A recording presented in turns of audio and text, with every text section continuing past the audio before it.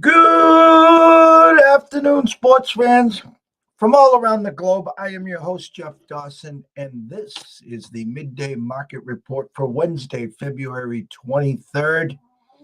As it's that time of the week as we cross the border, and we head on over to Canada to our best buddy, our friend, and one of the best, I want to say young and up and coming, but he's already here. He's already set the stage in the bar real hard. Mr. Andrew McInnis and McInnis Picks at wagertalk.com. As we go over a week in review, maybe we'll talk a little Olympics as Finland surprises the ROC with a 2-0 gold medal performance. Talk some NHL, which has been, for me, frustrating of late. I got the banana and the tailpipe on Saturday and Monday from those Maple Leafs, who are in playoff form, I should say, about right now. Andrew might like that one. And of course, I leave two big games on the board yesterday. I was in love with the Islanders puck line plus 196, and the numbers were saying, no way, the game's not even going to go over 5, never mind 5.5. And of course, they went 5-2. I thought the Blues puck line was a play as well yesterday, but that's water under the bridge. Myself, about 7 hours of driving time yesterday from Cape Cod to Stores to Hartford to watch a classic as UConn beats Nova 71-69. The place was bedlam. It was insane. I took about 5 years off of my life on that game, but I had a blast. But let's bring on my buddy, my pal, someone that I will be seeing in about 3 weeks. I can't wait for that. So let's bring him in. Mr. Andrew McInnis. Mr. Dawson, it's great to be here. It's great to be here as always. There's so much to get into, but yes, it feels like time flies. Like, we obviously love what we do, but it feels like we just spoke a day or two ago, and here we are again, Wednesday afternoon, talking hockey. And look, Jeff, if I can get my complaint in or my frustration, I had pretty much in the early games, the only game to go over that didn't. Pretty much. That was the Flyers and Blues game. Of course, the Panthers game was tempting. The Leafs game was tempting, but I don't know. I guess the 6.5s kind of scared me off, and the 7s in the Leafs game. And of course, I take the 6 and the Flyers Blues, and we saw, one of the more defensive games both those teams have played in months. So that was kind of frustrating. Good night for live betting, however. But hey, that's just the way she goes a little bit. But yeah, crazy stuff there with the Olympics as well. It looks like defense was the name of the game in that one. And I got to say, you are very well traveled, Jeff. I got to respect it. You do not mind a good road trip, man. You're always driving whenever I talk to you. Well, last night most likely will be my last game this year. They have a home game March 5th. I have other plans for the 5th. I did want to get out to Madison Square Garden for the Big East tournament. The problem is that's the last weekend before I leave for Vegas on that Tuesday. So I figure I need to keep my feet aground and stay local. and because I'll be gone for 17 days and nights, and I don't need the dirty looks from the wives and everyone else. Happy wife, happy life. You know what, Andrew? I saw your timeline yesterday. I saw some of the shit that you're going through. So I want to start there. Someone like myself that has been in this business publicly now, this is the start of our 7th year. And I don't tolerate that shit. I don't, in regards to the trolls. I know there's a block and mute button. I've talked about it at length when the day one we started East Coast Sports Investors. I never used the word gambling. And so for 18 months, I got chastised. I got laughed at. Who the bleep do you think you are? It's gambling. You don't know squadouche. And then now, 7 years later, everyone's a sports investor, or everyone is investing.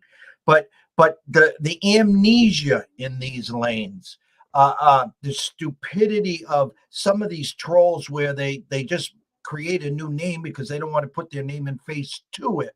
I always say this: you go on a 9-1 run, and the only game they remember is the one loss. And your record speaks for itself. This is a long-term marathon journey.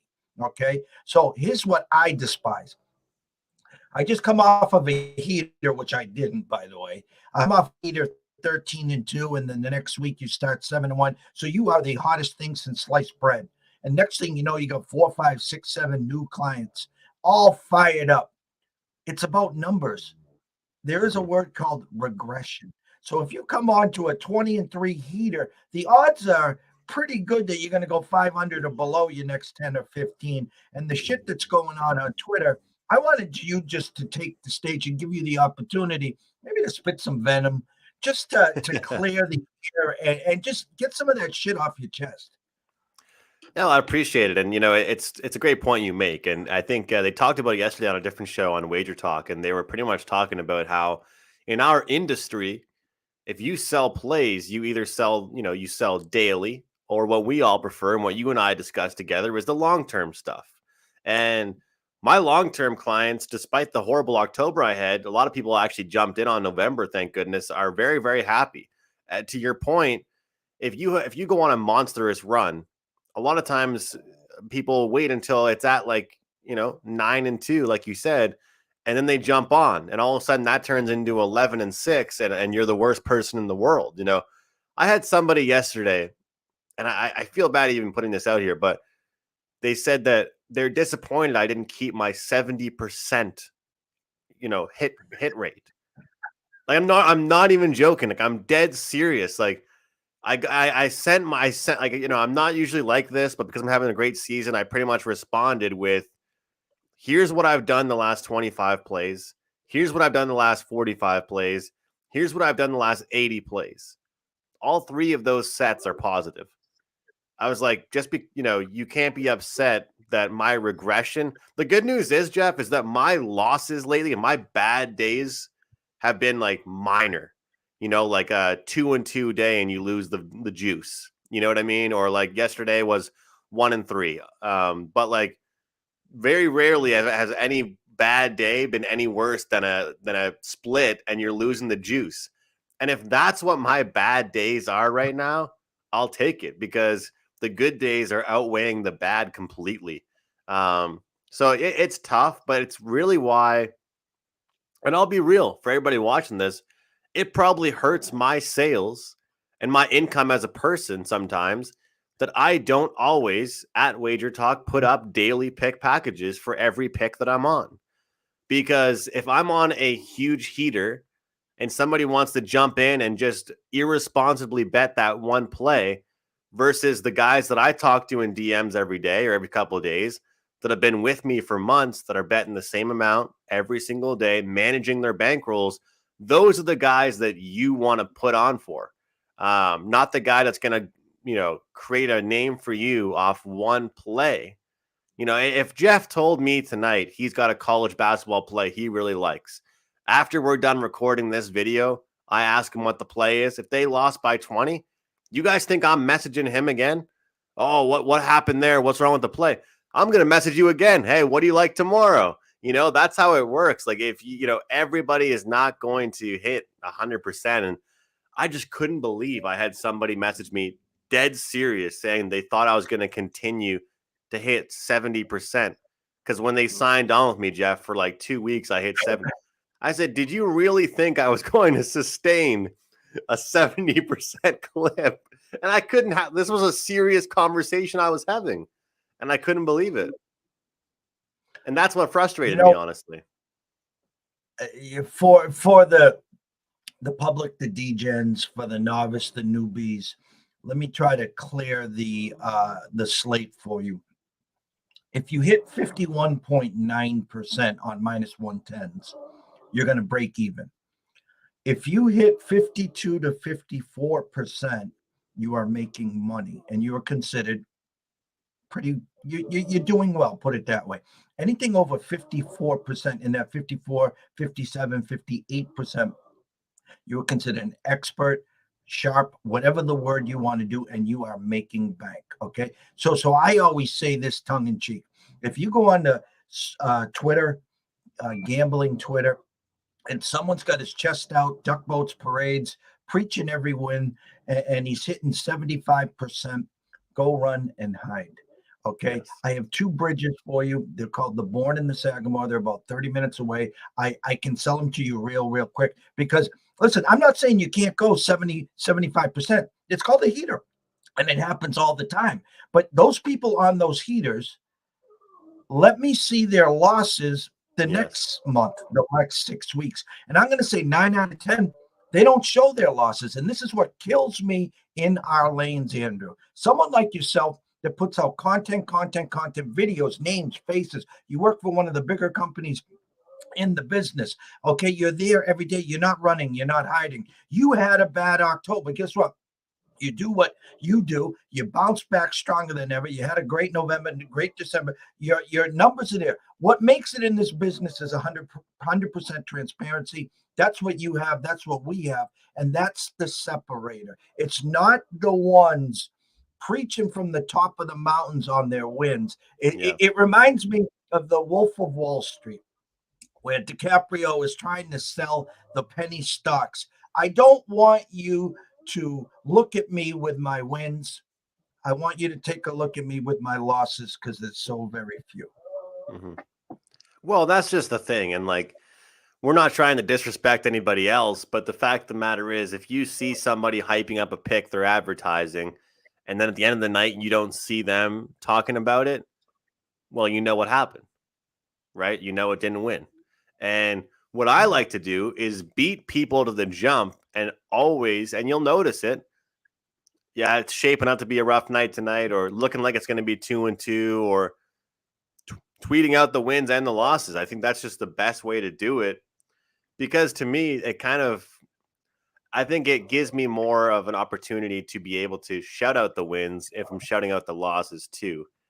There's so many people on Twitter, Jeff, that looks like they hit about 95% of their bets, and they're just money. They're automatic. Like they might be, they might buy an island sometime soon here, So it's all good. I wasn't trying to complain too much on Twitter last night. It was just one of those things where sometimes if you're genuinely doing poorly, you actually expect that. But yesterday, after having a great couple months, I just was very genuinely confused. Like I was at my desk, like, am I really getting these messages? I was like, is this actually happening to me right now? Like it's been, a couple bad days and like that, but that just goes to show that people don't responsibly bet all the time. Like if you have a pick on a game in the Eastern time zone, and then you also have one, in the East Coast, I meant to say. And then you also have a game, the LA Kings or whatever in the late game. The unfortunate part is people aren't betting those each flat. If you lose the first one, they're doubling down on the second one. And that's not my fault. I'm not telling them to do that, so you can only do so much really for people. And I'm sure you know what I'm talking about with that stuff. Well, I'll wrap up this segment like this. You want to hear a war story. We were 7-5-1 going into Saturday, and I sent out 3 games. We lose the first game. We lose the second game. So for the week, we're 7-1, and we're down juice. The third game, we're up 88-87 with 3 seconds left. And this was an Ivy League game. We had Brown money line against Penn. Penn inbounds. Some guy drives the length of the court and throws it up with 0.4 of a second, and it goes in. So now we're 0-3 for the day. I released 2 more games. I had Toronto puck line 3-3 after 2. They were minus 250 to win the game outright. They get outscored 3-0 by the Blues. And then we lose our late game. So we're 0-5 for the day. Okay. So now we're 7-10-1 for the week. So now we go into our action parlay on Sunday. I released the parlay. I released 2 parlays, actually. The same teams just mixed up with a plus 180. Then I took them plus 5. A puck line. We had Vegas minus 150, and we had them on the puck line. I gave out the Indy 500 to anyone. Pizza and beer money, quarters and halves, all suggested. It was Roger Penske's birthday. So VSiN put out an amazing content on projections. It was amazing. And I said, put 2 and 2 together. I took Penske's top 3 guys. Blaney was one of the favorites at 8-1. Logano, big time name, 22-1. Well, the rookie Cindric was 17-1. We won the Daytona 500 at 17-1. We hit top 5 at plus 240. We hit Blaney top 5 at plus 125. So I ended up, me personally, for the week, I ended up about 8, 9, 10 units. But the problem is, again, it's almost like a buffet. It's like, well, Jesus, I don't know anything about Daytona. Why the hell would I play it? And again, that wins. And then, of course, the parlay, we get stung by Dallas losing to the Yotes on Sunday night. Yes, geez, the Yotes. The Coyotes will just right whenever you think they're not going to be able to ever have a chance of upsetting a team, they do it. So they're tough. They beat Colorado the other day. They're a weird team. But that's awesome about the Daytona though, man. Wow. Yeah, every once in a while, the sun shines on us, so it's kind of, you gotta love that. And as I talk with the Capitals, every time we go against them, Ovechkin gets a hat trick and Oshie gets 3 or 4 assists.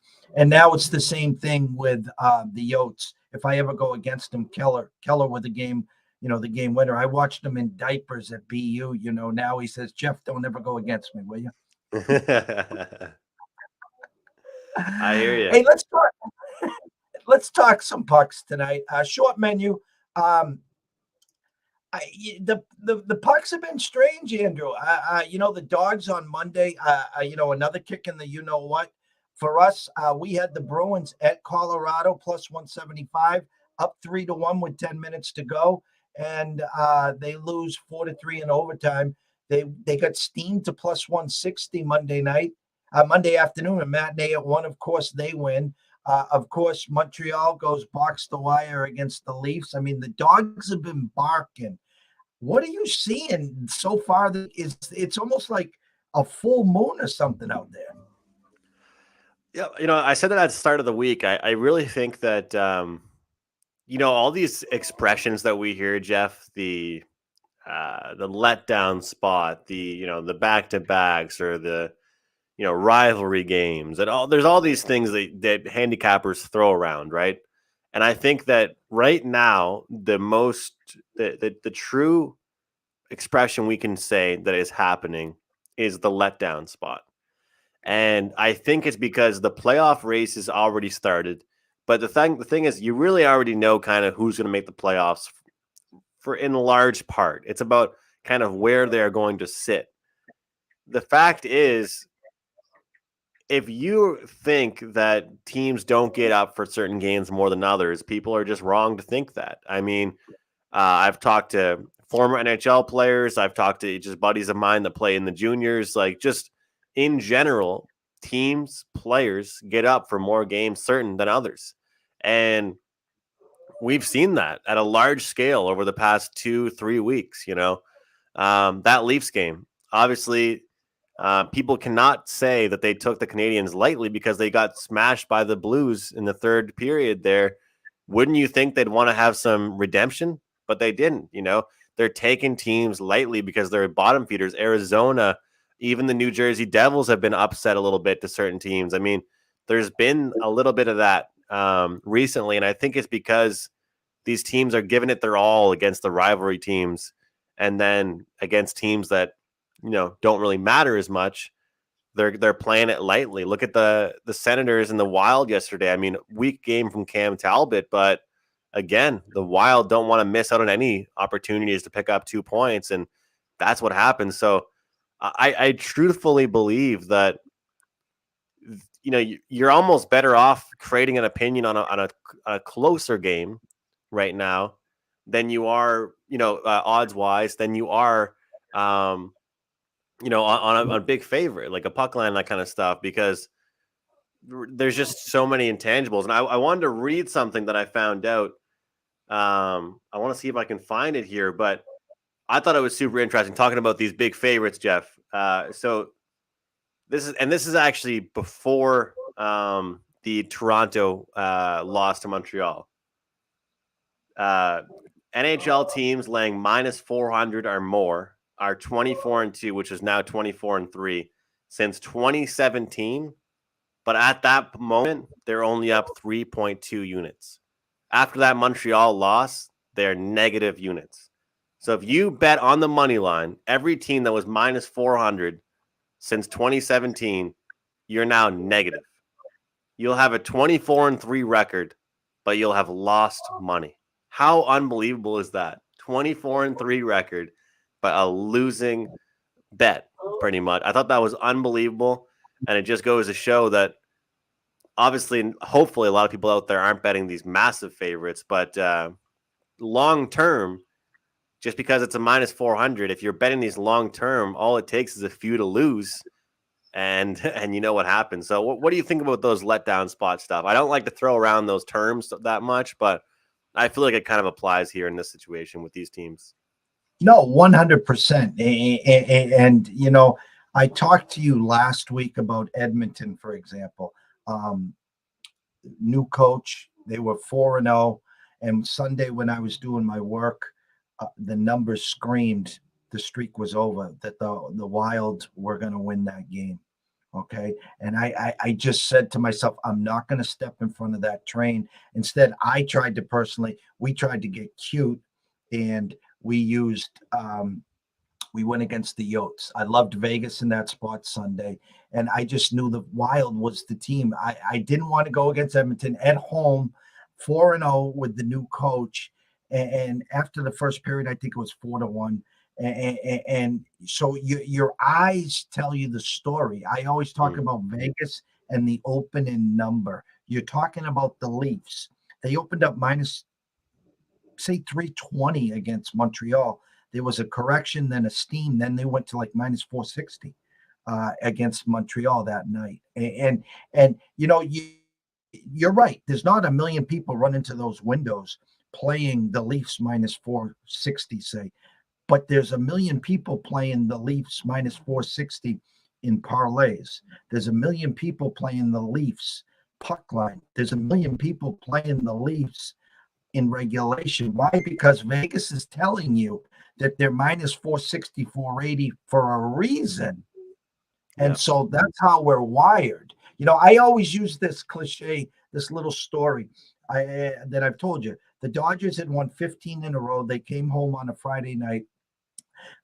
And they were facing the Padres, who were 1-9 their last 10, and Kershaw was minus 300. We released the Padres plus 250.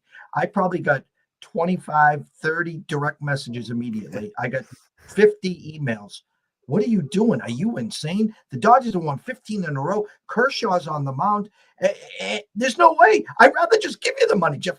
That's how we're wired. We can't play 250 plus. We can't. But we can go play a minus 480. That's just how we're wired. Yes. That's a great point. People, we're wired to think that favorites can only win. that underdogs can never happen. Well, breaking news, it happens every night. The board, Andrew, 5 games, couple, of course, big numbers. Tampa, who opened at 225, now 194, just talking about Edmonton there. Dallas opened at 160, now 143. The Avs coming off a loss, obviously, minus 290, now minus 240. Your Habs, who have played well the last couple games, short favorites against Buffalo. And then the Kings opened up 235, now 196. Mr. Keller, I'm not going to take the Kings today, so I have, you don't have to worry there. Do you mind if we talk about the Edmonton game? The stage is yours. Well, we just talked about Edmonton a little bit, and a great stop by you. Recognize, five games in 7 days, I believe it was, something like that. I had the first period over in that game, and the Wild pretty much took care of that for me. But I talked to a former NHL player, and he played a little bit in the minors in Europe, Danny Ehrman, the other day, and he kind of was. I love talking to players and stuff about betting because they'll tell you stuff that maybe you wouldn't usually think, or they'll just kind of confirm something you already thought. And what he said, Jeff, was very, he was very serious when he said that. He said, back-to-backs are the most overrated thing in the world. He said, I'll tell you what people think is the most wrong, is that 10 days rest is not a good thing for a team. He said, I would much rather play a team that's almost played 3 games in a row than take a team that's, had 8-7 days off rest. And Tampa Bay hasn't played since last Tuesday. Edmonton got embarrassed in their last game out. They were exhausted. They were fatigued. They had several days to get ready for their game against Tampa Bay. I'm stepping out in front of Tampa Bay tonight. I got them plus 175. We're in. Hopefully the dog is barking here in this one. I think it's just a missed price. You can even get you can take the +1, put a half bet on +1.5, half bet money line. But I think Edmonton shows out tonight. I think they have a good game. They're game planning for this one. And I just really don't like the fact Tampa Bay hasn't played since last Tuesday. It's a huge factor in my handicap. I had somebody ask me earlier, if Tampa Bay had played 2 days ago, would you like this play as strongly? And the answer is no. I like this angle here. I like the bounce back spot for the Oilers, and I love the plus money here on them. With that being said, I'm going to peel the onion back a tad further. You think Edmonton, you think offense, a lot of goals. Obviously, Tampa both ways. Do you like Edmonton in the first period, maybe with Tampa a little slow or sluggish? And secondly, are they trying to tease you with the 6.5, or does this get to be in the second, third period an up and down game where it could be 3-3 heading to the third or even overtime? It's interesting because I kind of have that feeling that the game could start slow. Sometimes I take the first period overs in the situation. Like instead of taking Edmonton on the money line or first period, I would take the first period over. But I could be far off here. But I just have a feeling in this one we see more defense than some might expect. So honestly, if I was playing this one total wise, I'd actually look under. I think that Tampa Bay is better defensively than people give them credit for. I think it's also just because they're so talented offensively. They're involved in so many back and forth games, but Vasilevsky's a great goaltender. And Edmonton, this is the thing. It's kind of like NHL is like a what have you done for me lately sport. It's one of my biggest tips I tell people, but it's also a new game. I mean, I see that game against Minnesota as just a loss, a tough situational spot for them. Today's a new one against a kind of a rivalry. Really good team, back-to-back Cup champs in the East. So I don't know. I think that they can contain Tampa Bay, but I do think that first period is a good bet there for Edmonton. And what's great about it is obviously they're the underdogs. You don't have to bet them minus a half goal or anything. You just take them straight up on the money line. And for everybody at home, if that ends 0-0 or 1-1, you get the push on that. So, I wouldn't talk you off that. One thing kind of funny, Jeff, I've seen people doing on Twitter, which not even just through Twitter, but just coworkers even, team totals in first periods. I've never even heard of people doing that until this year. Like with Calgary the other day, it was 1.5, like plus 170. It's real. Have you heard of that before? I've never done that in my life before, but it's it's unbelievable. Like it's, at that point you might as well just take the puck line in the full game and just watch the game. But certain people, I guess, are just narrowing in on certain teams to have good first periods, I guess. Anything else on the short board catch your eye? Do you expect the Habs to keep rolling, or are you like have your spidey senses up whenever you see them as a favorite? Well, it's kind of funny because before St. Louis took over, there were like one or two spots that I really liked the Habs, and I just got burnt completely. One of them was against the Coyotes. One of them was against the Sabres, I think. And so I've been kind of allergic to taking them again. Unfortunately, I missed out on not one, not two, but three good underdog spots there. But look, the last time Buffalo and Montreal met, it was 5-3.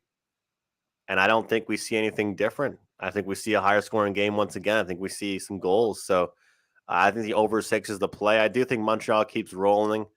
I'll tell you what, I'm really, really excited about that top line, Jeff, with Suzuki, Caulfield, and Anderson. Happy to see St. Louis put them together. I really hope Anderson doesn't get traded or they don't try and move him. He's got a pricey contract anyway, but he could be a leader on the team for a long time and really good fit for those two young guys on that line. So like that. Colorado, I think they're going to roll Detroit. They're going to. There's so many stats I could list off, but I'll be straight up. This team, as a favorite, has been dominant, and after a game where they've scored 2 goals or less, they've been dominant. And that was one of the worst performances I've seen out of the Avalanche in a while in that afternoon game against the Bruins. Don't get me wrong, great job by the Bruins, but Colorado will want to right the ship, and I think that they'll be able to get it done. If you wait, though, you'll get a better number because McKinnon has been announced out with a minor injury there. So you might be able to get a better number, might be seeing some money come in on Detroit or something like that. But so my dog is Edmonton, but I'm being a little chalky here with the LA and LA and Dallas 2-teamer. I have built that together. I think I told you last week, but I'm kind of excited about it. A new segment we're doing on our show, Jeff, is a buy and sell segment. It's gone pretty well so far. Every Monday, I pick team to buy on for the week or to sell on. And the funny thing is, they're both kind of in action tonight. The LA Kings were my buy on for this week, and the Winnipeg Jets were my sell team for this week. So I'm going to bet on one of those teams, and I'm going to fade that team and put it in a 2-teamer. So it kind of works out. But yeah. That's all I really like for tonight. As far as that Dallas game goes, I do lean towards the under, but would you talk me off that 2-teamer? No. And it's kind of funny because those are 2 teams that I'd be rooting for because, obviously the Stars got us on Sunday and the Yotes got us. So I'm in for you. I'll be rooting that home. Edmonton has caught my eye today, to be honest with you. I was trying to figure out how to dive in there. You would expect the Avs in a bounce back, yes, against Detroit. And as you said, without McKinnon, that number could drop there. It's funny, after Monday's win, Bruins Nation starting to get a little warm and fuzzy again. I don't expect them. I was on with Matt Peralt and Dave Sharapan yesterday on the Bostonian versus the Book, and Dave asked me the temperature on the Bruins and would they make any big moves, and I'm not hearing any big moves. That's kind of sort of, if I saw they just picked up someone from the Yotes today and gave up a 7th round pick or something. I don't expect any big moves from them. But they're slowly gaining a little momentum. So, it'll be interesting. It's kind of funny because the Celtics have taken center stage now because they're playing lights out. And now the Bruins are, last on the totem pole with no baseball right now. So they need to pick up the pace, and they've done that. Well, I think it was a bigger problem than some might have thought with Bergeron being out. Obviously, Marchand takes that stupid suspension that cost him 6 games. That hurt the team, and at least he was man enough to say he shouldn't have done that. But he did say he didn't think it should have been an suspension. But the team's coming together defensively. I'd say that's the biggest glue for the Bruins. They can't be a team that gives up goals. I don't think they're good at coming back this season, which in the past couple of years they've been great. they're one of my favorite teams to live bet when they were down. But right now, the Bruins want to play close games. They want to play tight checking and lower scoring games. So I might start looking at some first period unders and some full game unders with the Bruins. I agree. I've had the crawler going at McInnis Picks, at Wager Talk, at Sports Mayflower at YouTube. At this part of the show, we always like to turn it over to you so you can tell everyone where to go to see your podcasts, your live shows, all your social media spots, what's going on with Wager Talk today, this weekend, the rest of the month, yada, yada, yada. The stage is yours. Again, just puck time. We're really trying to build that up. So for a lot of people that don't know me, we host the show 11 a.m. Eastern on Wager Talk TV on YouTube. You can find it on the podcast networks as well. We break down 4 games. We have best bets at the end of the show. And it's a lot of fun, just like what Jeff and I did, just having a good time, casually talking about these games and trying to give out some winners. So that's really about it. Really excited for the March Madness tournament. Definitely been picking up my volume with college hoops action. Team totals have been the name of the game for me lately with college hoops. So hopefully we can carry that into when I hang out with Jeff and we'll cash some tickets together. But always appreciate coming on here with you, Jeff. And one more week closer to our trip to some sunshine. Yes. As I said last week, I'll say it again. I land Tuesday night, the 15th. I will anxiously be awaiting for you and your crew. Look forward to Saturday at the Westgate. Cashing some tickets, rubbing some elbows with the Wage Chalk gang. And it's good when we all can get together and just, chew the fat, as I like to say. We're all in this together. Our goal, our job is to provide good sounding content to give some people some edges, some value, bankroll management. I like to say educate over entertain, even though we do crack a few jokes and there are a few smiles on the show. But that's what we're here for. And you guys are just crushing it. You're doing a hell of a job, and we can't thank you enough. Well, I appreciate you and I appreciate the platform, and look forward to having a little bit of fun and also taking care of some business when we're in Vegas. So it's going to be a great time to be there, and hopefully we can cash some picks tonight, and hopefully a couple of the ones I gave out on the show will come through, just like that underdog price with the Oilers. Go Oilers, go. So for everyone watching and listening today, much thanks. We can't thank you enough. We love our Wednesday crossing the border to speak with Andrew. Before you know it, we'll be talking CFL and then maybe even some World Juniors in August. And so we don't cover just NHL here. So we want to thank you all for watching and listening and subscribing. That's a big thing too. That's a big help for all of us. It's almost like tipping the dealer. So from myself, Jeff Dawson at EC Sports Invest, from Andrew at McInnis Picks at Wager Talk at Sports Mayflower, we thank you. Always remember this when wagering, investing. Always wager responsibly. If you have a problem, pick up the phone. There's an 800 number available. Ask for help. Why? Because myself and Andrew care. We'd like to see you here today, tomorrow, next week, next month, through 2022 and beyond. Have a blessed day. Go Oilers. Cash some tickets, and we will see you soon.